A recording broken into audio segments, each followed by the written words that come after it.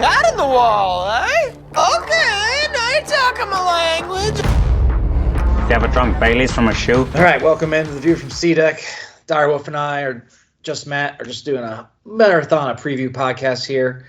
Settled in after doing an offensive and defensive preview you can check out. But now we're going to look at the schedule and break down the actual games as the Buckeyes get ready to hopefully win the national championship. Should be a good run. Casey, home slate this year, PU, besides that team up north. I guess that makes up for it. But 8 home games, 4 away games. How confident you feel and we can run this gauntlet?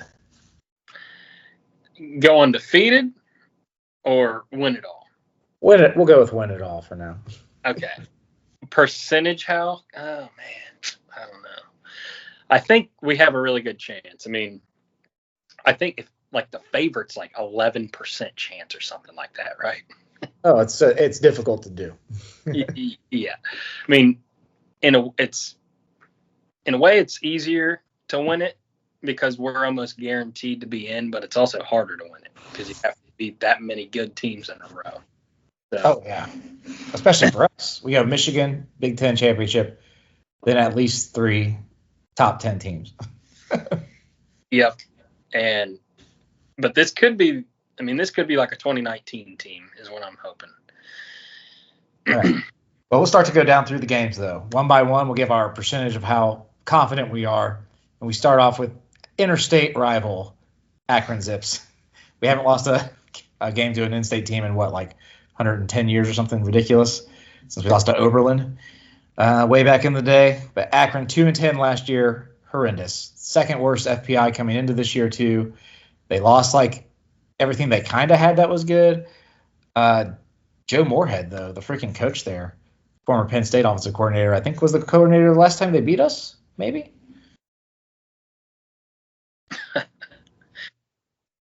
Yeah, it doesn't matter because they're not beating. Akron's not beating us. This is a 100% game. Akron terrible. They turn the ball over a lot. They're awful on offense. They're playing our defense. It's not a good mix. There's just not a single person on their team that would be on our team even, let alone playing for us. So 100% that we win this game at home. 100%. Yep. Agreed. All right. Western Michigan 4-8 last year. Also really bad. They do return 17 starters, though, which is a lot. And they were horrible on D last year. These are my notes. Another team where nobody on that team would start or even play here or even be on the squad, most likely.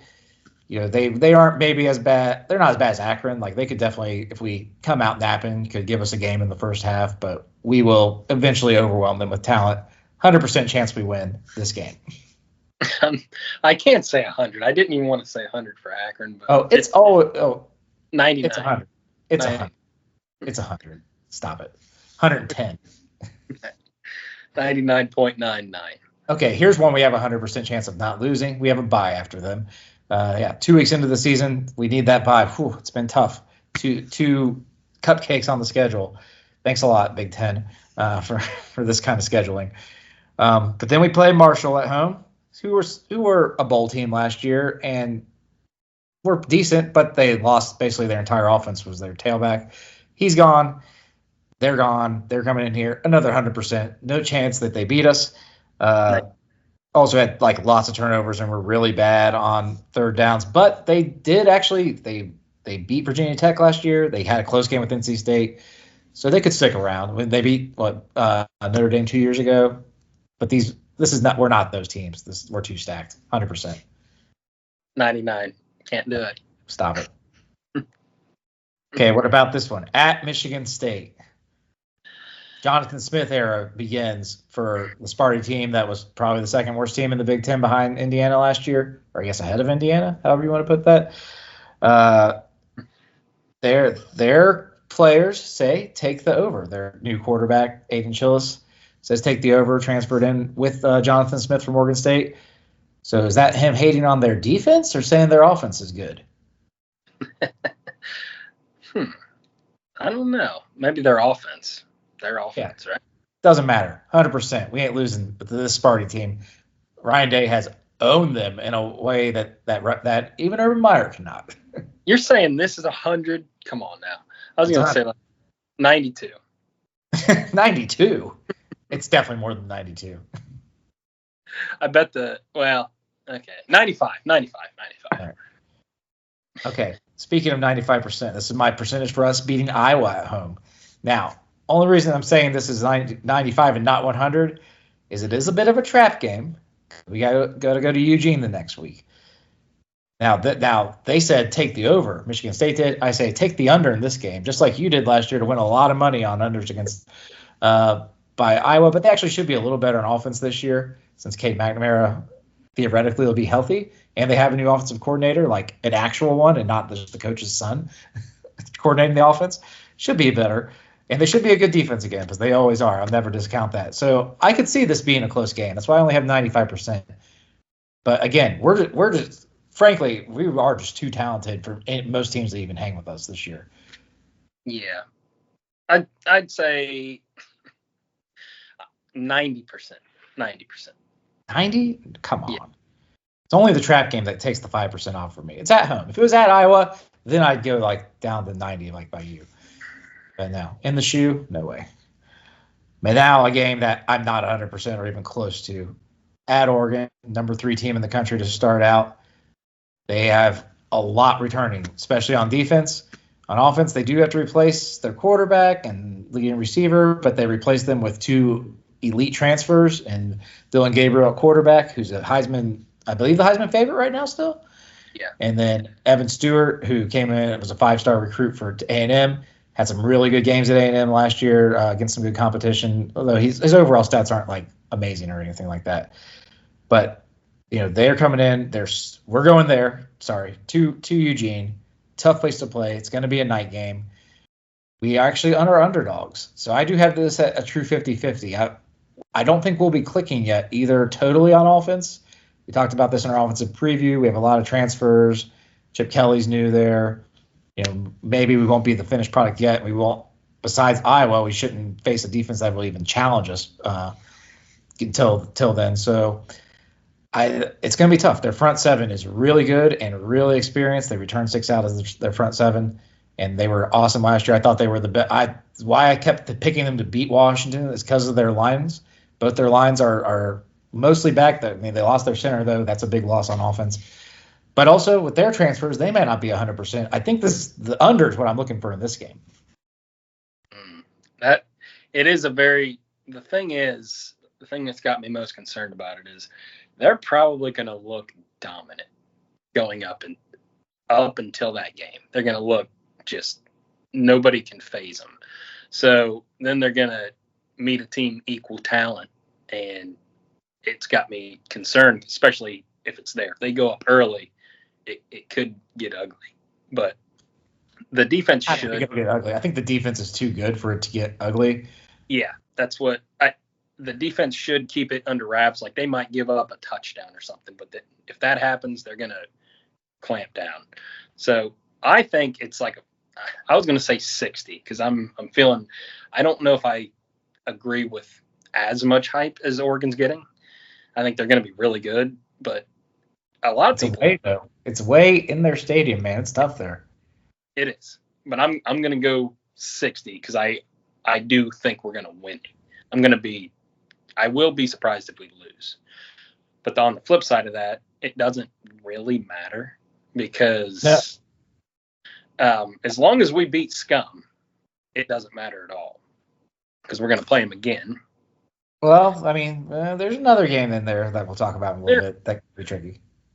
There is. But this one, I'd go a little bit higher than you. The first time I've gone higher than you on a percentage, and it's our hardest game. It is. I'll pin the loss on us. But I will say this. I'm not as afraid of Gabriel. I feel like I've watched a lot of more Oklahoma games than I should have last year because I kept betting on them because they were like the only early game. And they had like a lot of weird lines that like they weren't as favored as they should have been, I felt. And I generally won, but they made it. There was always a sweat. It was like always a sweat with him. And I watched him a lot. And like he would go through these spurts where he looked like a god. Then he'd go through spurts like they get in the red zone and they get to like the 30 and like all of a sudden he just like couldn't do anything. He would make like a bad decision or something. And I looked up their like percentages weren't terrible, but they weren't elite either, like in the red zone for a guy that you'd think would be elite. And now he's in a new offense. Might not be clicking right away. I'm not that worried about that. I'm worried about our our line versus their front seven. That's when we're going to really get tested on the road. It's going to be hard to communicate. Are we ready for that moment? Yeah. Now, I'll pin the loss on us early. Just like they beat us on a last-second field goal, and we're ready. But a loss this early in the 12-team playoff era is not necessarily a bad thing. Can galvanize you. Very true. All right, then we could buy a second time because we need 2 buys in the first 6 weeks of the season or whatever. Wow. And then a gauntlet. And oh, by the way, Casey, Oregon, their second bye not until the second to last game, so they get a bye before they play Washington at the end of the year, and then the Big Ten championship. That would be nice to have before we play Michigan. Wouldn't that be nice? That would be really nice, actually. Big Ten, they never want to help us out, ever. Anybody thinks that we get favoritism, just go check what the Big Ten does to our schedules like every year. It's ridiculous. All right. Then we get Nebraska at home after all that rest. Dylan Raiola, traitor, turncoat, comes in here with Matt Rule as Rule starting quarterback as a true freshman. Top 2 quarterback recruits in the country going to be in the stadium that night. Only one of them playing, though, most likely. But Nebraska looked decent last year, first year for Matt Rule. They went 5-7. A bowl game is like almost the absolute expectation this year. I think they'll be tougher than we think. And it's also a bit of a trap game coming, off the bye, off the Oregon game. Do we come out sluggish? So I have that as a 95% game. I'm lower than that. What? 89. We have annihilated them all but once in the shoe. I was at that once. That was Dwayne Haskins' year. It actually ended up being a close game. I think they're going to be pretty good. Like they're going to be. Well, it's hard to say with how the new divisions are and everything, but I mean they could be fighting for like definitely the top half of the conference, maybe even like 5th or 6th. They made the playoff in my video game, Casey, with 4 losses. Wow. Okay.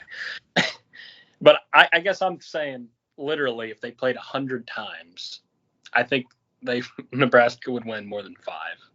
I do not. I mean, I think 5 is putting it a little too high when you put it in those terms, but yeah. When I put it in those terms, it actually just convinced me the other way. But I'll raise it 93. I'm gonna go 93.7. Okay. Yeah. All right. Then this is also why it's trap game. So we have Oregon by that game just sitting there just milling around. Then we go to Happy Valley in November. Always tough. Won't be a night game though because it's also first weekend in November, which means the World Series is going on and Fox will put it at big noon, which is good for us. James Franklin's still the head coach there. Probably a dub. I would put it I have it at 70%. I do think Penn State makes the playoff, though, because they have an easy schedule besides us. They don't play Michigan. They don't play Oregon. So they could easily go 11-1 and just be sitting there like you have to take them kind of thing. They do have a new OC, too, and he was at Kansas, and I loved watching Kansas's offense. Their running scheme are very tricky. There's a lot of counter motion, counter action. They run like a lot of 2-back sets, which with their 2 running backs, Singleton and Katron Allen, could be very nice. And Aller is athletic. He can run. He just didn't do it. Now, the problem is Aller last year was so damn conservative, especially in the big games, that they couldn't score in big games. But they actually only lost by single digits to both us and Michigan, which is pretty good. They got beaten their bowl game pretty badly by Ole Miss, which is why a lot of people like Ole Miss this year. They destroyed pretty much everybody else they played, besides like Indiana, but that was their annual letdown game after they play us. It's tough to play there, but it's still James Franklin. That's like an automatic. We're 50% just because he's the coach there. Then the rest of it's the talent difference. Yeah, he's 9-1, I think, something like that. 1-9 against us. Or 1-9, sorry. Yeah, something like that. That's why I'm. But they do always play us close. I feel like closer than it should be. Bet on Penn State on the spread in that game. It's we almost always lose it. Like even when we're like in 2019, I think we were like 13-point favorites and won by 10 or something. Like something stupid like that. I think we were like 17 and we won by 14. Yeah, something like that. Yeah. But we were beating everybody by 30 that year. We were creaming people. But they seem to keep it close. I'm going to go with maybe 65. 70 sounds right. 70 sounds Actually, it was 13 and we won by 11. I do remember this. It was 28-17, I believe was the final. We had a lot of fumbles that game. Yeah. Well, I'm going to match you the 70. Okay. Yeah, I mean, they're good on defense. They have really good players on defense. Abdul Carter's maybe the best defensive player in the conference besides Caleb Downs. All right, then Purdue at home. Other than the Kenny G year coming in to save our butts when Braxton went down, we just kicked the shit out of them whenever they come into the shoe. They're projected to be like maybe the worst team in the conference this year. They don't have much coming back. They lost a lot of transfer. They still have their quarterback though, and I do like their head coach Ryan Walters, who was DC at Illinois 2 years ago. But they just don't have the dogs to come in here. 100% chance, knock them down. Yeah, I can't say it. 97. 97. It's Perdon't, man. I know. I was at the game. Okay. Then we go to what could be an interesting game at Northwestern, but it's not at Northwestern. It's at Wrigley Field. So we're playing in the weird-ass stadium, baseball stadium, people peeing in the stands, urinating on themselves like they do at the baseball games. But Northwestern really surprised everybody last year after the whole scandal with Pat Fitzgerald getting fired, like right before the season. Braun comes in, takes over. They go freaking 8-5 and 5-4 second in the West. Now, do you think any team gets hurt worse by there being no divisions than Northwestern? Because they made 2 Big Ten championship games because the West was so bad. And now they'll never make another title game, will they? No, they won't make another one. Wisconsin makes a lot too, which I guess they could eventually, but they have the ceiling to like be number 2 in a year where they kind of avoid like the other best teams. Yeah, like a Penn State. Yeah. But yeah. Go ahead. Yeah. What percent? I have 100% still though. Because they just don't have the athletes, man. We're just a team that there's only like a few teams are built to beat. It really is. It's just like Jordan, like there's maybe 15 teams that can actually like go toe to toe with us for an entire game in the country, and most of them play down south. But we play 3 of them though. Penn State's one of the 15. Yeah, they're one of. That's why they're 70%. Yeah. Yep. And here's the other one I have at 70%. Oh no, sorry, I skipped. How could I forget Indiana? Oh, because we've beaten them every time since we played them in 1988. Indiana, though, dead last in the Big Ten last year. Fired their whole coaching staff. I actually called that preseason. I said Tom Allen would be gone last year. They bring in James Madison's coach, though, Nitty. I like him a lot. They actually did have quite a few close games that they lost last year, too, although they also only beat Akron by 2, who went 2-10. They gave us a very good game the first game of the year. Fortunately for them, this isn't the first game of the year. It's the last game before Scum, which could be tough because we've had struggles in those scenarios, but it's always been on the road, I think. This one's at home. 100% chance we curb stomp them before those cheaters come in the week after. Yeah, they're almost like Akron. I guess I'll go with the 100 on that one. Ooh, the week before Scum? Come on, man. That's like 98.2, I think. Could I was thinking we played Rutgers, but that's right. They could sneak in. They don't play anybody. They don't play like any of the top 4, I think. I was thinking they could like do something crazy and somehow sneak into the Big Ten championship if all dominoes fall the right way. They could. I mean, I think Iowa only plays us 2 of like all the big ones. So they have, I mean, they're pretty good. So if they only lose to us, they could sneak in. Yeah. But these 18-team schedules, man, it's tough. It's going to be real tough because if you drop a game, they just released the tiebreakers today too, which is pretty much what you'd think, but it actually can come down to a coin flip at the very end. Oh shit! Well, they say random draw. It's a coin flip if it's 2 teams. Come on. Okay. Now, of course, the only game that actually matters. So forget everything we just talked about. That doesn't matter. Those cheaters up north come in to finally get their comeuppance. If they even make it here, if Jerome Moore hasn't been suspended for life from the NCAA for deleting all his text messages. Man, yeah, we didn't do anything. It didn't matter. Our coaches just immediately deleted all their text messages with this guy, though, as soon as they found out that everybody knew about it. Yeah, it didn't matter, though, except for they seem to think it did. Your coaches definitely think it did, so whatever. Anyway, they come in here. They lost 10 starters on offense, but they return a lot of good players on defense. They lost a lot, but they return a lot of defense, especially up the middle. To obviously, Mason Grant's probably the best D tackle. They definitely have the best pair of D tackles in the country. We're probably second best, but they're the best coming in. Their middle linebackers good. Their safety's good. And obviously, they have Will Johnson at corner, who's probably a top 10 pick. Now, offense, though, they're going to run the ball a lot, is what I feel, because they don't have a good passer at quarterback. They don't have excellent good receivers either. They do have a good running back, though, and a quarterback who's built to run in Orji. If he makes it this far, doesn't get banged up, it could be just – I have it at 70%. It should be 100 because they just aren't as good as us this year. They just aren't. Just like last year, we just weren't quite as good as them. They're not as good as us this year.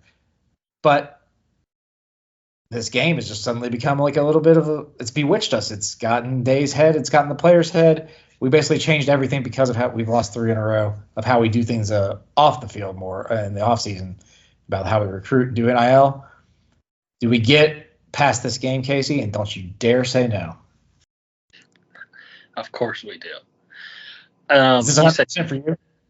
Huh? Is this 100% for you? No. I couldn't live with myself. I couldn't fall asleep if I said that. I'm gonna say 75. But the main thing that concerns me is kind of what you touched on, and what I've said previously is linebacker is one of the worst groups on our whole team, pretty much. Other than it's the biggest question mark, I would say. We just don't know. Yes, but if they're not good and they're running the ball like crazy, then that's a bad combination. Which Orji, I think he could be a freak, but he can't throw. He's terrible passing the ball. I saw a little bit of his high school film. And they're not, and they even basically are saying they're not going to throw the ball. And Shermore showed last year against Penn State he's willing to not throw the ball.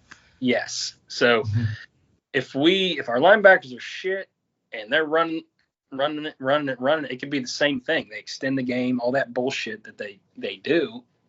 That can make the talent gap not matter as much. So maybe we get tight then too. Yeah. When we get tight, we start playing bad.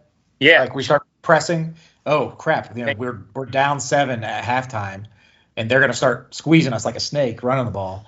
We gotta start chucking it deep, which is not what we're good at. And we throw pit. Something weird happens. Yes. We Cooper it, basically. Yeah. I'm still gonna say 75 though, because I think our defense is just gonna absolutely freaking dominate them. Oh God! How great would it be if they have a goose egg?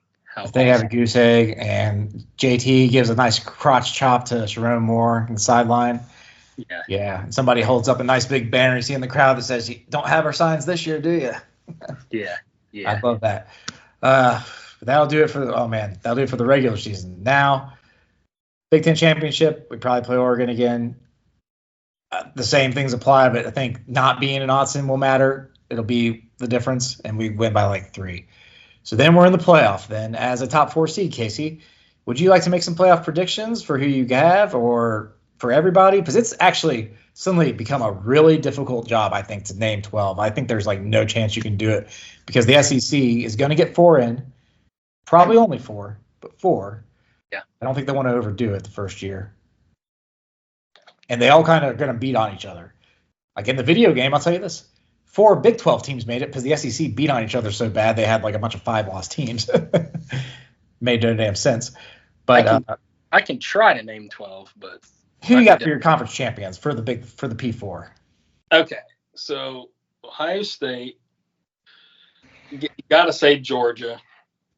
Now that I know what happened against Florida State, I'm going to say Georgia Tech. Screw it. And then let's see here.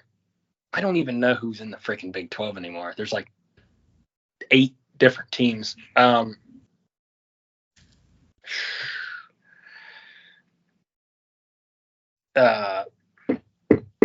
Let's see here. Who did you pick? I got Kansas State beating Utah for the Big 12 championship. Okay, I'll say Utah. I'm going to say Utah. That's a pretty popular pick. Yeah, I'll say Utah. All right.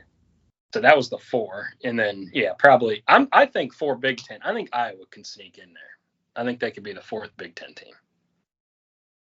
It's going to be really interesting to see what they do here. Like if they keep how they've done it in the past, which is, big wins matter more than big losses type thing.